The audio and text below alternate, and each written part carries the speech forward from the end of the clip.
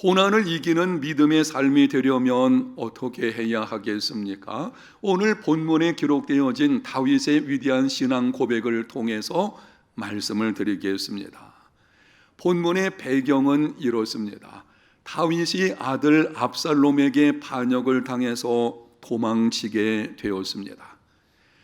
원수 같은 대적들에게 쫓겨나서 도망자 신세가 되는 것도 힘겨운데 사랑하는 아들에게 반역을 당한다. 다윗은 아들 압살롬을 아주 많이 사랑했거든요. 그런데 그 사랑하는 아들에게 반역을 당해서 도망자 신세가 되었다. 참담함 그 자체일 것입니다. 그런데 설상가상으로 도망가는 중에 사울 왕의 친족 중 한 사람인 시므이라고 하는 사람이 돌을 던지면서 저주를 퍼부었습니다. 그것을 보고 다윗의 신하들이 화가 나서는 칼을 빼서 죽이려고 했습니다. 그때 다윗이 칼을 거두게 한 후에 다음과 같이 말했습니다. 11절과 12절을 봅니다. 내 몸에서 난 아들도 내 생명을 해하려 하거든 하물며 이 베냐민 사람이라 여호와께서 그에게 명령하신 것이니 그가 저주하게 버려두라. 혹시 여호와께서 나의 원통함을 감찰하시리니 오늘 그 저주 때문에 여호와께서 선으로 내게 갚아 주시리라. 기막힌 고난의 상황에서 다윗의 위대한 신앙 고백입니다. 이 고백에서 우리는 하나님께서 어떤 분이신지, 고난을 이기는 믿음의 삶이 되려면 어떠해야 하는지를 깨닫게 됩니다. 첫 번째, 하나님은 심는 대로 거두게 하신다. 하나님이 어떤 분이십니까? 심는 대로 거두게 하시는 분이십니다. 기막힌 고난의 상황에서 나온 다윗의 고백을 다시 한번 들어보십시오. 10절 하반절, 그가 저주하는 것은 여호와께서 그에게 다윗을 저주하라 하심이니, 11절 하반절, 여호와께서 그에게 명령하신 것이니 그가 저주하게 버려두라. 다윗은 그 상황을 하나님께서 시므이를 통해 자신이 지은 죄에 대해서 징계하는 것으로 받아들였습니다. 충분히 죽일 수가 있습니다. 다윗과 함께 하고 있는 신하들은 수많은 전쟁을 치른 역전의 용사들입니다. 다윗이 구태여 자기 손을 댈 필요도 없습니다. 한번 명령하기만 하면 단칼에 시므이를 죽여버릴 수 있을 것입니다. 아들에게 당하고 있는 그 모욕감, 치욕이죠. 그것을 시므이에게 쏟아 부을 수도 있을 것이고, 당시는 전쟁 상황이었기 때문에 시므이 한 사람 죽이는 것은 일도 아니었습니다. 그러나 다윗은 그 상황을 있는 그대로 받아들였습니다. 자신의 죄에 대한 하나님의 징계임을 알고 있었기 때문입니다. 밧세바와 사이에서 지은 간음죄, 그 남편 충신 우리아를 죽인 살인 교사죄, 살인죄 똑같은 것이죠. 그 죄에 대하여 하나님께서 심은 대로 거두게 하신다는 것을 알고 있었기 때문입니다. 하나님은 심는 대로 거두게 하시는 분이십니다. 사도 바울이 갈라디아 교회에 보내는 서신에서 이렇게 기록을 합니다. 스스로 속이지 말라. 하나님은 업신여김을 받지 아니하시나니 사람이 무엇으로 심든지 그대로 거두리라. 자기의 육체를 위해서 심는 자는 육체로부터 썩어질 것을 거두고 성령을 위하여 심는 자는 성령으로부터 영생을 거두리라. 자신을 속이지 마십시오.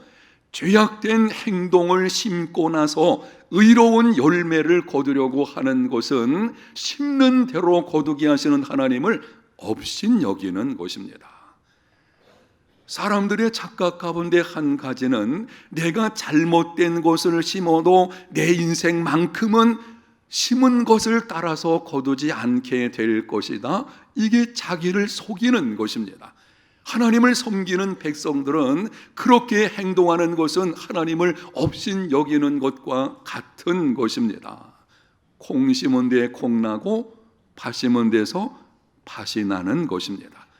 여러분이 봄철에 콩을 심고 나서 그리고 밭에서 팥을 거두려고 하는 것은 그거는 속는 인생을 살게 되는 것입니다. 사람이 무엇으로 심든지 심는 대로 거두게 됩니다. 육체를 위해서 심는 자는 육체로부터 썩어질 것을 거두게 될 것이고, 성령을 위하여 심는 자는 성령으로부터 영생을 거두게 됩니다. 육체를 위해서 심는다는 것은 자아를 만족시키는 죄악된 생각과 행동을 심는 것입니다.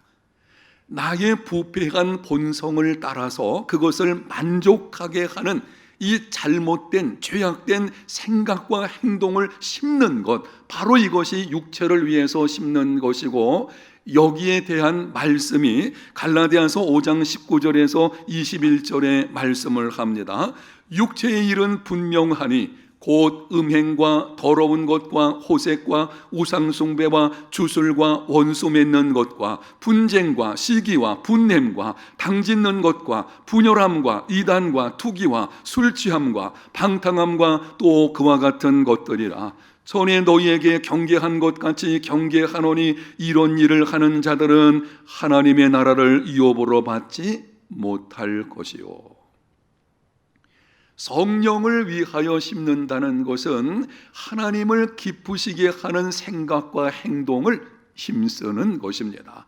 예배하는 것, 기도 생활하는 것, 말씀을 공부하는 것, 경건의 시간을 갖는 것, 가난하고 소외된 사람들을 돌보는 것, 고난 중에 있는 사람을 찾아가서 위로하는 것, 잃어버린 영혼들을 구원하는 것, 이것은 성령을 위하여 심는 것이고, 그 결과를 갈라디아서 5장 22절과 23절에 말씀을 합니다. 오직 성령의 열매는 사랑과 희락과 화평과 오래 참음과 자비와 양선과 충성과 온유와 절제니 이 같은 것을 금지할 법이 없느니라. 여러분, 우리 삶은 밭과 같습니다. 우리 삶의 밭에 좋은 씨를 심게 되면 풍성한 복을 거두게 되지만, 나쁜 씨를 심게 되면 타락의 잡초를 거둘 수밖에 없습니다. 그런데 모든 그리스도인의 마음밭에는 알곡과 잡초가 함께 있습니다. 우리가 이 땅에 살아가는 동안은 여전히 부패한 본성이 우리에게 남아있기 때문에 우리 마음과 삶을 살펴보게 되면 알곡도 있고 잡초도 있습니다. 좋은 것도 있고 나쁜 것도 함께 있는 것을 볼 수가 있습니다. 그런데 그 잡초는 성장을 방해합니다. 믿음이 성장하고 영적 풍성한 삶을 살아내는 열매를 거두어야 하는데, 우리 속에 있는 잘못된 것을 심은 것, 그러므로 거둔 이 잡초가 있는데요, 이게 성장을 방해하는 것입니다. 시기심을 갖게 되면 자비를 빼앗기게 되고, 탐욕을 갖게 되면 후한 마음에 제동이 걸리게 됩니다. 분노를 갖게 되면 온유함은 사라지게 되어지죠. 그러므로 성령의 열매를 거두려고 하면 우리 삶의 밭에서 계속 잡초를 뽑아 버려야 합니다.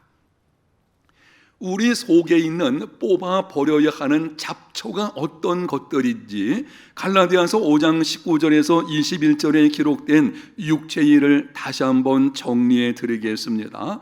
여러분들이 보고 들으시는 중에 혹시 내 속에서 뽑아 버려야 하는 잡초가 어떤 것인지 생각해 보시기를 바랍니다.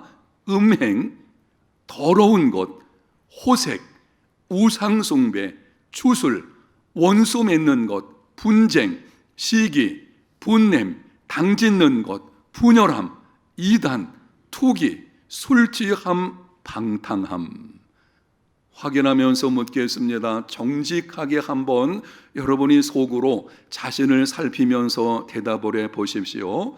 지금 여러분에게 말씀드린 여기 육체의 일들 중에 여러분을 가장 힘들게 하는 것은 무엇입니까? 이것들 가운데 사실 성경에 더 많은 것들을 말씀하고 있지만 우리가 지금 제시되어지는 이것들 가운데서 끊어야지 하면서도 끊지 못하고 계속해서 습관적으로 행하게 만드는 일이 있다면 그것이 무엇입니까? 성령의 도우심을 구하면서 일관되게 의지적으로 그것을 거부하십시오. 만약 내 속에 이러한 육체일이 있어가지고 습관적으로 나를 계속 이러한 삶의 모습으로 끌고 가게 하는 것들, 이런 것이 우리에게 있거든요. 그동안 하나님 앞에서 내가 이렇게 살면 안 되지라고 생각하고 말을 했으면서도 여전히 계속해서 나를 끌고 가는 이 죄악된 어떤 습관이 있을 수가 있을 것입니다. 여러분, 그러한 것이 있다면 이 시간 말씀을 들을 때에 성령의 도우심을 구하며 일관되게 의지적으로 제거하십시오. 실패를 경험하더라도 우리는 성령의 도우심을 구하며 하나님, 이 문제를 해결해 주십시오. 내가 다시는 그렇게 행하지 않겠습니다 라고 했지만 어느 순간 또다시 그 잘못된 육체일이 내가 있는 것을 볼 수가 있습니다. 그럴지라도 낙심하지 말고 다시 한번 성령의 도우심을 구하며 일관되게 의지적으로 뽑으십시오. 그런 삶의 과정을 통해서 성령의 능력으로 말미암아 성령의 열매가 우리 가운데서 맺혀지게 되는 것입니다. 하나님은 심는 대로 거두게 하십니다. 두 번째는 문제를 묵상하지 말고 하나님을 묵상하라. 다윗은 기막힌 상황에서 문제를 묵상하지를 않았습니다.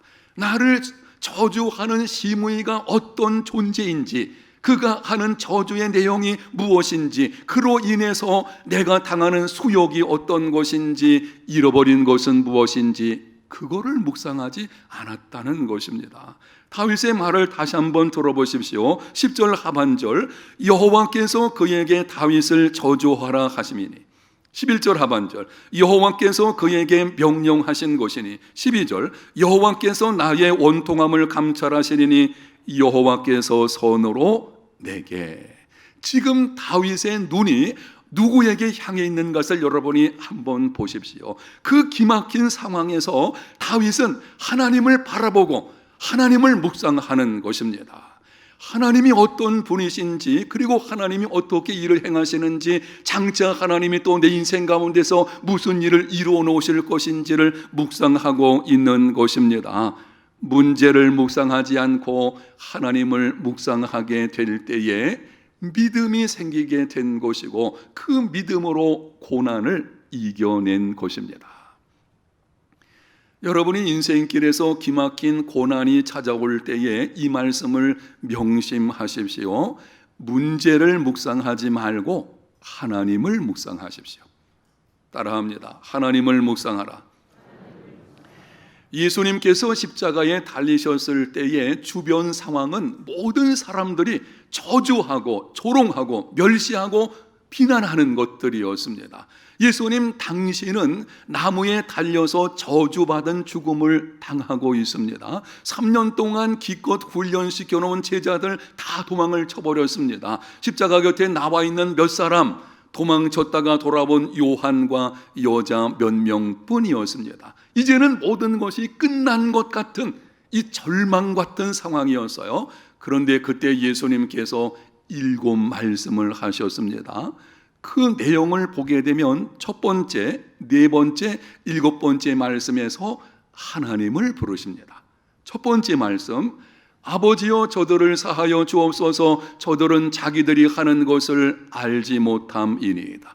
네 번째 말씀, 7 말씀 중에 네 번째라는 것은 이거는 가운데고 고난의 절정이거든요. 그때 예수님께서 나의 하나님 어찌하여 나를 버리시나이까. 7번째 죽음을 앞에 두고 말씀을 하십니다. 아버지여 내 영혼을 아버지 손에 부탁하나이다.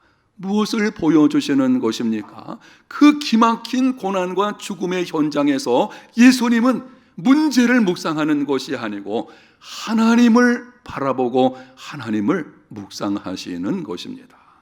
자기를 죽이는 사람들, 비난하고 멸시하는 사람들, 그리고 도망쳐버린 제자들, 그들을 묵상했다면 견딜 수 없었겠죠. 그러나 예수님은 그 상황 속에서 하나님을 바라보고 하나님을 묵상하게 된 것입니다. 끝까지 고난을 이겨내셨고 십자가 죽음으로 말미암아 승리하셨습니다.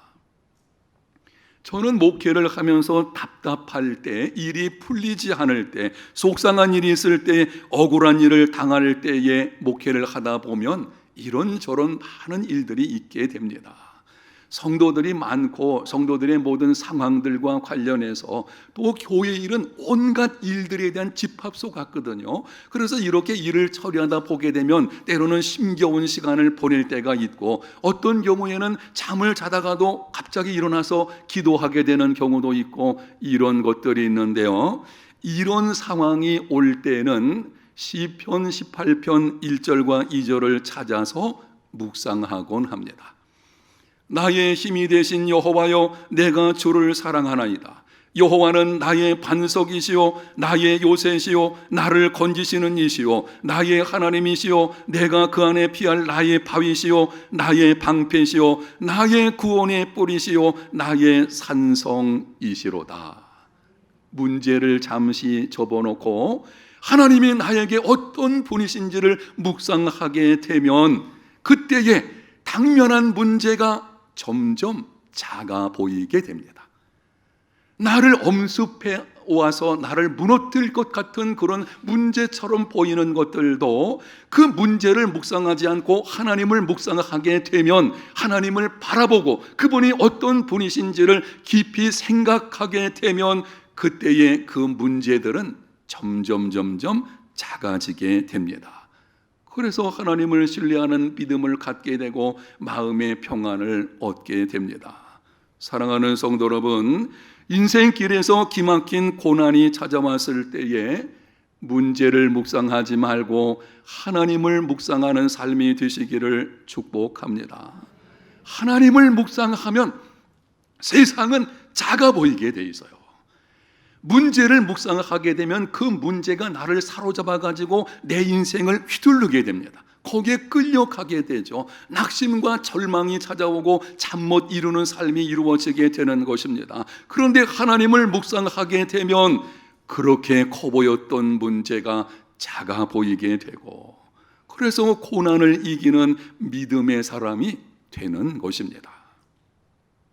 세 번째는 하나님을 신뢰하는 자에게 고난은 끝이 아닙니다. 본문 12절을 보겠습니다. 혹시 여호와께서 나의 원통함을 감찰하시리니 오늘 그 저주 때문에 여호와께서 선으로 내게 갚아 주시리라. 다윗이 기막힌 상황에서 하는 말을 여러분이 곰곰이 생각을 해보십시오. 하나님께서 나의 원통함을 감찰해 주실 것이다. 지금 이 상황을 통해서 하나님이 합력해서 선을 이루어 주실 것이다. 무슨 말을 하고 있는 것입니까? 지금 이 상황이 끝이 아니라는 것입니다. 지금 이 상황이 내 인생의 전부가 아니라는 것입니다. 하나님께서 일을 행하시게 될 것이고 그분으로 말미암아 내 인생에 또 다른 하나님의 계획이 이루어진다고 하는 믿음이죠. 그 믿음을 가지고 다윗이 선포를 합니다. 오늘 그 저주 때문에 여호와께서 선으로 내게 갚아 주시리라. 그 믿음대로 하나님께서 이후에 왕권을 회복시켜 주셨습니다. 성경에 등장하는 신앙 위인들의 삶을 보게 되면 기막힌 고난 중에서 하나님을 신뢰함으로 믿음을 선포한 것을 알게 됩니다. 애굽에서 나온 이스라엘 백성들이 홍해가에 이르게 되었습니다. 뒤에서는 애굽 군대가 쫓아오고 좌우 양쪽에는 광활한 광야뿐이고 앞에는 홍해가 놓여 있습니다. 사면초가의 상황이었습니다. 게다가 이스라엘 백성들은 부르짖으며 원망하고 낙심하고 이런 일들이 벌어지고 있습니다. 그때에 모세가 하나님을 신뢰함으로 믿음을 선포합니다. 출애굽기 14장 13절과 14절. 너희는 두려워 말고 가만히 서서 여호와께서 오늘 너희를 위하여 행하시는 구원을 보라. 너희가 오늘 본 애굽 사람을 영원히 다시 보지 아니하리라. 여호와께서 너희를 위하여 싸우시리니 너희는 가만히 있을지니라. 아멘. 믿음을 선포하는 것입니다. 하나님께서 약속하시기를 내가 너희와 함께 할 것이고 지금까지 너희를 위해서 싸웠던 것처럼 너희들을 위해서 내가 싸우리라. 그 약속의 말씀을 붙들고 믿음을 선포하는 것이죠. 하나님이 함께 하시고 나를 위하여 싸워주신다면 두려울 것이 무엇이 있겠습니까? 욥은 계속되는 기막힌 고난 중에 하나님을 신뢰함으로 믿음을 선포했습니다. 욥기서 23장 10절입니다. 그러나 내가 가는 길을 그가 하시나니 그가 나를 단련하신 후에는 내가 순금같이 되어 나오리라. 계속되는 고난, 이해할 수 없는 고난이고 모든 것을 잃어버린 상황이었지만 하나님을 신뢰함으로 믿음을 선포하는 것입니다. 나의 가는 길을 하나님이 하신다. 그분이 하시기 때문에 나를 단련하신 후에는 내가 순금 같은 믿음으로 나오게 될 것이다. 바울은 노년에 함께했던 사람들이 떠나고 감옥에서 죽음을 기다리고 있었습니다. 그 외로움과 기막힌 상황 속에서 하나님을 신뢰함으로 믿음을 선포합니다. 디모데후서 4장 18절 주께서 나를 모든 악한 일에서 건져내시고 또 그의 천국에 들어가도록 구원하시리니 그에게 영광이 세세무궁토록 있을지어다. 아멘. 사랑하는 여러분, 인생길에서 기막힌 고난이 찾아오면 하나님을 신뢰함으로 믿음을 선포하십시오. 여러분이 이미 받은 약속의 말씀을 굳게 잡고 이렇게 믿음을 선포하십시오. 하나님께서 반드시 이 좋지 않은 일을 통해 합력하여 선을 이루어 주실 것이다. 아멘. 그게 믿음이에요. 믿음은 선포되어야 합니다. 여러분, 내가 무슨 말을 하든지 성경에 보게 되면 하나님이 들으신다고 하십니다. 믿음으로 복을 주시는 분이신데요, 믿음의 말을 하는 게 우리의 믿음이에요. 여러분이 선포하십시오. 기막힌 고난의 상황은 사실 우리가 보기에 좋지 않죠. 힘들잖아요. 고통이 있지 않겠습니까? 그런데 우리의 믿음을 그때 선포하는 것입니다. 이 좋지 않은 일 때문에 오히려 하나님께서 합력하여 내게 선을 이루어 주시리라. 하나님이 어떤 분이신가요? 하나님은 아프게 하시다가 싸매시며 상하게 하시다가 그 손으로 고쳐주시는 분이십니다. 당신의 자녀들을 언제까지나 그냥 내버려 두지 않으십니다. 반드시 하나님께서 찾아오셔서 싸매주시고 고쳐주실 것입니다. 놀라운 사실은 하나님이 싸매주시고 고쳐주실 때에는 이전에 내가 잃었던 것을 회복하는 정도가 아니라는 거예요. 이사야서 30장 26절에 약속을 합니다. 여호와께서 자기 백성의 상처를 싸매시며 그들의 맞은 자리를 고치시는 날에는 달빛은 햇빛 같겠고 햇빛은 7배가 되어 7날의 빛과 같으리라. 하나님을 신뢰하는 자에게 고난은 끝이 아닙니다. 하나님의 시간표 속에, 하나님의 계획 속에 우리는 당면한 현실만 바라보고 있지만 사실은 현실이 어떤 것인지를 정확하게 알지 못하는 연약한 존재들이죠. 그러나 하나님은 과거와 현재와 미래 모든 것을 알고 계십니다. 하나님께서 당신의 백성들, 독생자를 내어주시면서까지 사랑하시는 그 백성들을 그냥 두시겠습니까? 하나님께서 고난을 허락하시는 데는 또 다른 이유가 있을 것이고 변장된 축복이겠죠. 하나님의 때가 되면 놀라운 회복을 경험하게 될 것입니다. 그날이 있다는 것을 알고 어떤 경우에도 흔들리지 말고 결단코 포기하지 않는 끝까지 믿음으로 참고 견뎌내는 하나님의 사람들, 저와 여러분들이 다 되시기를 예수님 이름으로 축복합니다.